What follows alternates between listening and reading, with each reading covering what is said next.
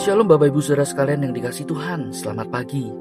Saudara bersyukur untuk kesempatan untuk kita boleh melanjutkan kehidupan kita. Itu adalah anugerah Tuhan. Dan mari kita gunakan kesempatan yang indah ini untuk hidup kita boleh semakin dekat dengan Tuhan. Saudara, saya ingin mengajak kita merenungkan firman Tuhan dari Nehemia pasal yang pertama ayat yang keempat. Demikian firman Tuhan. Ketika ku dengar berita ini, duduklah aku menangis dan berkabung selama beberapa hari. Aku berpuasa dan berdoa ke hadirat Allah semesta langit. Sampai di sini kita membaca firman Tuhan, mari kita berdoa. Tuhan, kami bersyukur untuk hari baru yang Tuhan telah sediakan bagi kami. Kesempatan untuk kami boleh melanjutkan kehidupan ini. Ajar kami untuk hidup dekat dengan Tuhan, memakai waktu yang Tuhan sediakan bagi kami dengan kehendak Tuhan, dengan cara yang terbaik seturut dengan kehendak-Mu. Mampukan kami Tuhan, dan saat ini kami hendak merenungkan firman-Mu, beri kami hikmat pengertian. Terima kasih, kami berdoa di dalam nama Tuhan Yesus. Amin. Saudara sekalian yang kasih Tuhan, kita hidup di tengah zaman yang begitu sibuk dan penuh dengan distraksi. Banyak orang tahu ada masalah di sekelilingnya, tetapi tidak banyak orang yang benar-benar peduli. Kita bisa melihat berita tentang bagaimana dunia semakin gelap, ada kehancuran moral di dalamnya, keluarga yang retak, anak-anak muda yang kehilangan arah, atau kehidupan rohani yang mulai dingin. Banyak orang tidak lagi peduli untuk mencari Tuhan. Nah, saudara, seringkali kita melihat itu dengan mudahnya. Dan itu membuat hati kita menjadi kebal. Kita lebih mudah sibuk dengan urusan pribadi daripada membawa semua pergumulan itu kepada Tuhan. Nah, saudara, tetapi kita melihat ada satu teladan yang indah yang diberikan oleh Nabi Nehemia. Saudara, ketika Nehemia mendengar bahwa tembok Yerusalem telah runtuh dan umat Allah hidup di dalam kesusahan, serta hidup mereka dihina, saudara, kita melihat ada respon yang berbeda yang ditunjukkan oleh Nehemia. Nehemia tidak menganggap hal itu sebagai hal yang biasa, cuek, tidak peduli. Tetapi saudara, Nehemia membawa setiap persoalan yang menimpa hidupnya, yang menimpa bangsanya, ke hadapan Tuhan. Satu hal yang luar biasa, Nehemia punya kepedulian kepada hidup bangsanya, hidup orang lain. Dan di sini kita melihat, saudara, Nehemia membawa pergumulan itu di hadapan Tuhan.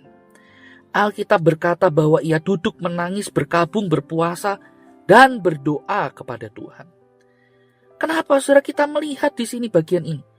Karena Nehemia memiliki hati yang peduli kepada umat sesamanya, bangsanya. Dan ia juga peduli terhadap kemuliaan Allah yang harusnya ditunjukkan, dinyatakan di tengah kehidupan umatnya. Nah, saudara, satu teladan yang indah yang ditunjukkan oleh Nehemia. Nehemia tidak melakukan, atau dia bukan segera langsung menyusun strategi, harus melakukan ini dan itu. Tidak, hal yang pertama yang dilakukan Nehemia adalah apa, saudara? Datang kepada Tuhan, ia berdoa. Dalam doanya, Nehemia mengakui dosa bangsanya. Bahkan ia juga merendahkan dirinya dan berkata, kami telah berbuat dosa. Saudara, Nehemia sadar bahwa akar kehancuran dari bangsanya bukan hanya sekedar masalah politik atau sosial, tetapi masalah hati yang menjauh dari Tuhan. Nah, saudara, disinilah Injil juga berbicara kepada kita. Sebab sebenarnya keruntuhan terbesar bukan hanya tembok Yerusalem yang dirobohkan, yang diruntuhkan itu, tetapi saudara, keruntuhan yang terbesar adalah keruntuhan hati manusia karena dosa. Dosa membuat manusia kehilangan hubungan dengan Allah, hidup dalam kehancuran rohani dan tidak mampu memulihkan dirinya sendiri.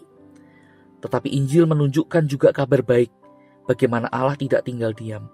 Allah mengutus anaknya yang tunggal, Yesus Kristus, untuk datang ke dalam dunia untuk memulihkan dunia yang telah rusak. Kalau Nehemia menangis melihat reruntuhan Yerusalem, Yesus datang menangisi dunia yang hancur oleh dosa.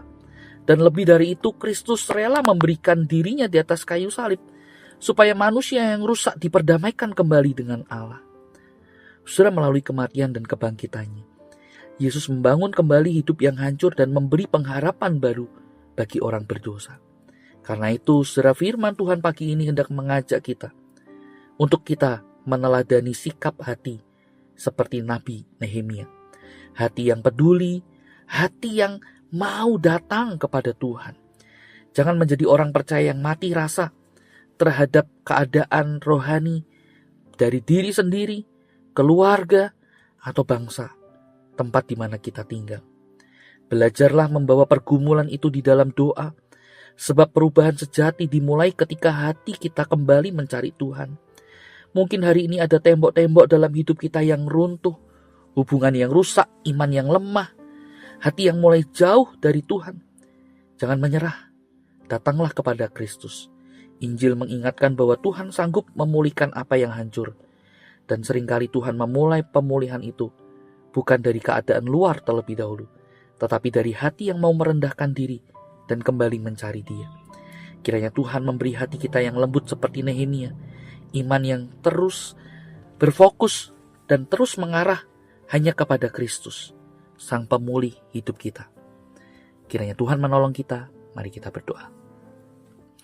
Tuhan, tolong kami, beri kami kepekaan hati, beri kami kesadaran diri untuk kami boleh mencari Tuhan di tengah kegagalan kami, di tengah keputusasaan, di tengah penderitaan, dan bahkan di tengah masa jaya kami, agar kami tidak melupakan Engkau. Engkaulah Sang Pemulih hidup kami, Engkaulah Tuhan yang menebus segenap dosa-dosa kami dan memberi kami jaminan akan keselamatan yang kekal. Tolong kami Tuhan untuk terus hidup mengarah kepada Kristus. Demi Kristus kami berdoa. Amin. Selamat pagi, Tuhan Yesus memberkati kita.